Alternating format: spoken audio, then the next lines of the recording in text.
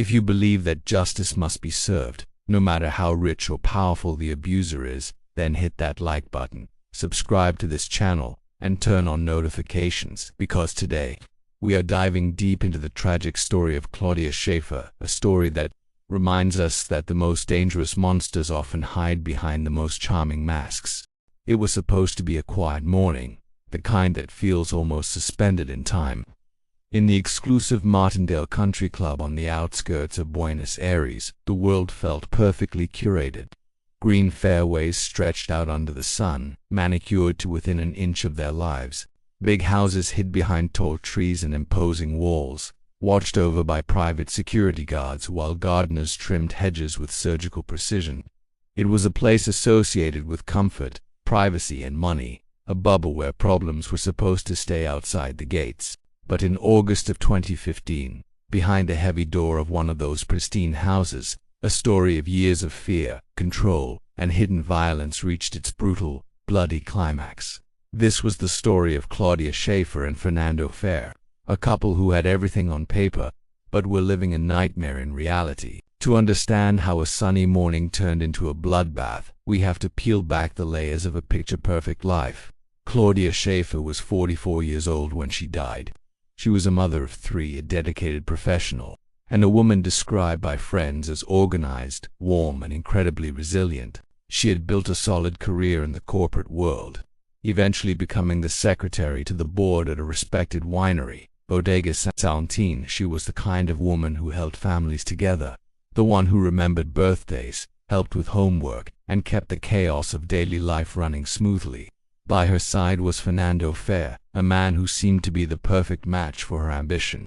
Fernando was a high-flying executive in the world of luxury perfumes and cosmetics, with an MBA from the United States and a CV that included stints at L'Oreal, Coca-Cola, and eventually the general manager role at Coty for Argentina, Chile, and Uruguay. He was the image of success. Together, they founded Global 5, a cosmetics distribution company. They lived between an upscale apartment in the city and a rented house in the prestigious Martindale Country Club. To the outside world, they were a power couple. They traveled first class, attended fashion events, and projected an image of stability and wealth. But the facade of the perfect life began to crack when Fernando lost his job at Coty just months before the murder. Although he received a hefty severance package, the loss of his title and status was a devastating blow to his ego. Fernando was a man who derived his self-worth entirely from his position and the image of success he projected. Without it, he felt exposed and humiliated. He spiraled into a deep depression, seeking psychiatric help and taking medication. But the darkness inside him didn't recede. It mutated into something far more dangerous. As Fernando's insecurity grew, the atmosphere inside their home turned toxic. Behind the closed doors of the country clubhouse, a terrifying pattern of abuse emerged. Domestic workers would later testify that the house was often filled with tension. Fernando would fly into rages over minor issues, shouting insults at Claudia, demeaning her intelligence, and eroding her self. Sometimes, his aggression was directed at the children too. Claudia tried to weather the storm, tried to keep the peace, but the psychological toll was immense. In a desperate bid to protect herself and document the reality she was living, she began recording their arguments on her phone. Those recordings, later played in court, captured a man who was controlling, arrogant, and vicious. You can hear Claudia's voice trembling as she tried to defend herself, trying to de-escalate a situation that was spiraling out of control. The violence eventually crossed the line from psychological to physical. During one particularly heated argument in front of their children, things escalated so far that Claudia felt she had no choice but to seek formal help. She went to the Office of Domestic Violence, a unit of the Supreme Court, and filed a complaint. It was a brave step, but it also filled her with a terrifying clarity. She told her sister and her closest friends that she was afraid. She told them, with a chilling certainty, "I believe he is going to kill me." It's a phrase that sends shivers down your spine now. Knowing how right she was, Claudia decided she had to get out. She took the children and moved back to the apartment in the city, securing an exclusion order that forced Fernando to leave the marital home. Later, she obtained a restraining order.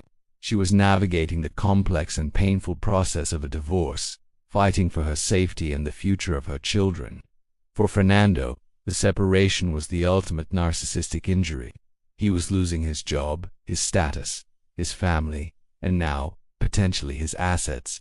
The divorce negotiations were tense, focusing on the division of property, the country club house, and their shared business, Global 5.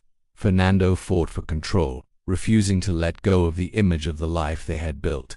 But the legal system was slowly closing in on him, and his anger was boiling over. By August 2015, the restraining order had expired, a bureaucratic twist of fate that left Claudia vulnerable, though she remained vigilant. She still had belongings in the Martindale house, clothes, personal items, things she needed to start her new life. To resolve this, the lawyers arranged a meeting. It was meant to be a civilized, safe affair. Both parties would bring their lawyers. Claudia would pack her things, and that would be it. The date was set for August 21, 2015. No one anticipated the horror that was about to unfold. It was late morning when Claudia arrived at the country club.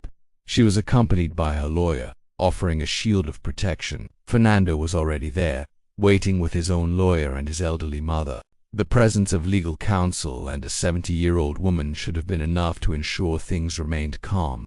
They gathered in the kitchen initially, drinking coffee, making small talk, trying to maintain a veneer of politeness. Claudia then went to the master bedroom's dressing room to gather her clothes. Fernando followed her. And then, he made his move. He pulled out 2 kitchen knives he had surreptitiously grabbed from the block earlier. He followed Claudia into the dressing room and locked the door. From that moment on, the situation turned into a living hell for the people in the kitchen. First they heard raised voices. Then, they heard Claudia scream. It wasn't just a scream of anger. It was a cry for help. Fernando's mother, realizing what was happening, rushed to the door and began begging her son to stop, to open the door, to think about what he was doing. The lawyers joined in, hammering on the wood, trying to break the lock. They managed to break the handle off, but the lock held fast. Trapped in the kitchen, they could only listen in horror to the sounds of violence coming from the other side. In a desperate attempt to see inside, one of the lawyers ran out to the patio and looked through a barred window that opened into the dressing room. The sight that greeted him was horrific. He saw Fernando standing over Claudia's body, his arm moving in a rhythmic stabbing motion. The attack was frenzied, brutal, and utterly overwhelming. In a span of just 8 minutes, Fernando inflicted between 66 and 70 stab wounds on Claudia. She had defensive wounds on her hands and arms, showing that she had fought for her life, punching him, trying to push him away. But she was no match for his rage and the weapons he held. One of the knives actually bent from the force of the impact.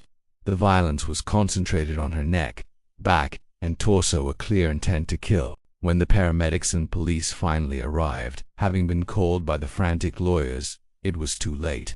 Claudia was dead on the dressing room floor, surrounded by the blood of a life cut short.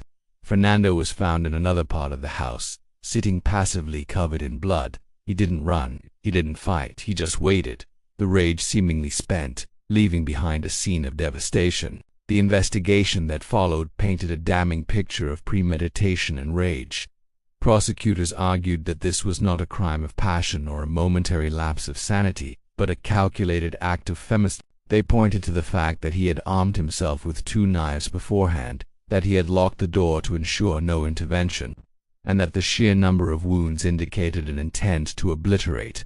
The defense, however, tried to spin a different narrative. They claimed Fernando was in a state of emotional disturbance, driven by depression, anxiety, and the side effects of his medication. They argued that the stress of the divorce and the loss of his job had triggered a psychotic break, a theory they hoped would reduce his sentence. But the evidence was too loud to be ignored.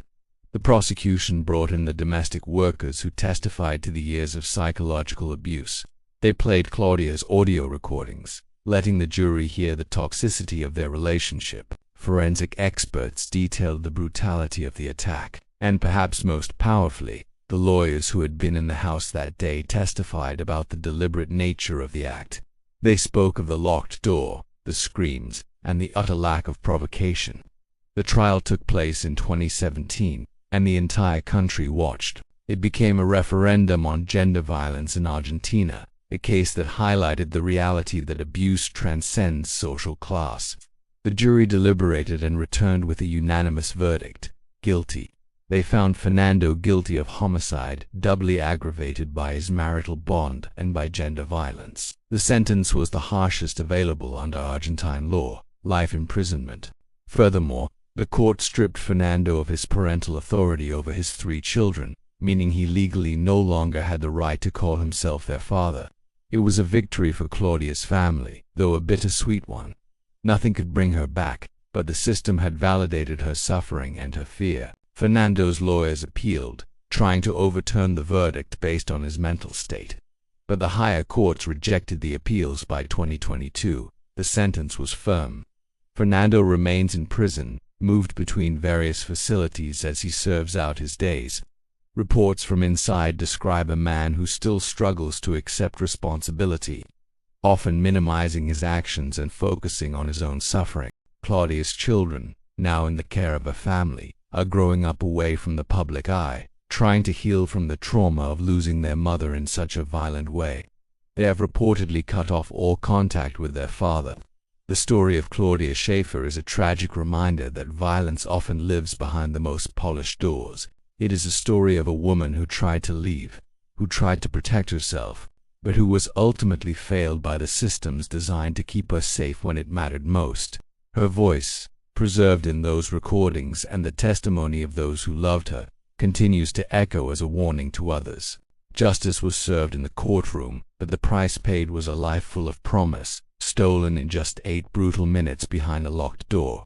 The tragedy of Claudia Schafer forces us to confront the uncomfortable truth that the most dangerous place for many women is their own home. It challenges the stereotypes of what an abuser looks like. He isn't always a shadowy figure in a dark alley, but sometimes a charming executive in a country club, while Fernando Fair will spend the rest of his life in a cell. The real justice lies in the courage of Claudia, who documented her abuse and tried to break free. Her story is a heartbreaking testament to the urgency of believing victims and acting before it is too late. If Claudia's story stayed with you, smash that like button to help us continue telling these important stories. Tell us in the comments, do you think the justice system did enough in this case? And don't forget to subscribe and hit that notification bell to join our community for more deep dives into the cases that matter. We'll see you in the next video.